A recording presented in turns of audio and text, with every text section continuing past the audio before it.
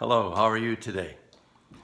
Today in our first reading for Mass, we hear about how the people of Israel in the desert grumbled against God, grumbled against Moses because they were hungry.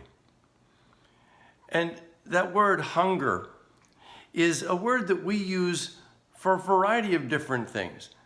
Not just when our stomach grumbles because we want to have lunch, but more importantly, we hunger, we desire what it is that will satisfy our deepest needs, our deepest yearning and longing. You know, the people of Israel, they said, oh, we want real food.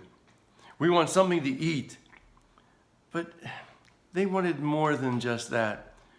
They wanted to know that the Lord had not given up on them. They wanted to know that they could trust in the Lord and that He would be there with them in this unusual time of need in the desert, fleeing from Egypt.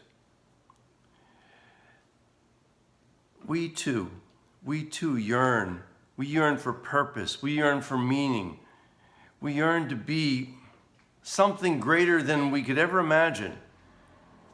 And yet how oftentimes do we, just like those people in the desert, grab for something minor, something less than what we really do need, because we think that will be the next great thing. That will be what will suffice all of my desires and longings, whether it's a thing or person, situation, whatever it might be.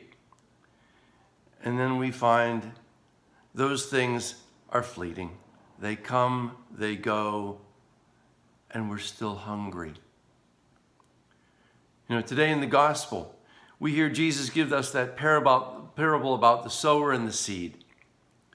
And how, yes, the sower throws the seed on the ground, and some ground is hard and dry and isn't able to produce any kind of fruit. And then some seed falls on good ground, on rich, fertile soil, and produces much fruit. And eventually we'll know that Jesus Himself is the sower. And what He sows is the word of truth. But it's not just a word on a printed page. It's His very self. He gives His very self to satisfy our deepest yearnings, longings, desire, and hunger. And yes, sometimes when He gives Himself to us, we're just like that hard, crusty ground, or we're like the weeds that choke up the seed. We don't produce the fruit. And we just say, well, I want something else. I want something better. And yet there's nothing else and nothing better than the Lord Himself. Realistically, that is what we yearn for. That's what we desire.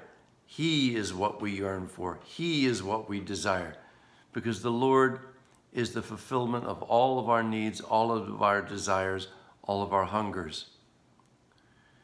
May we this day and every day, in our desire for fulfillment and completion, turn first and only to the Lord. Because yes, the Lord will suffice and grant us what it is we need. Because at the end of the day, we need Him and His love. Take care. God bless. Have a good day now.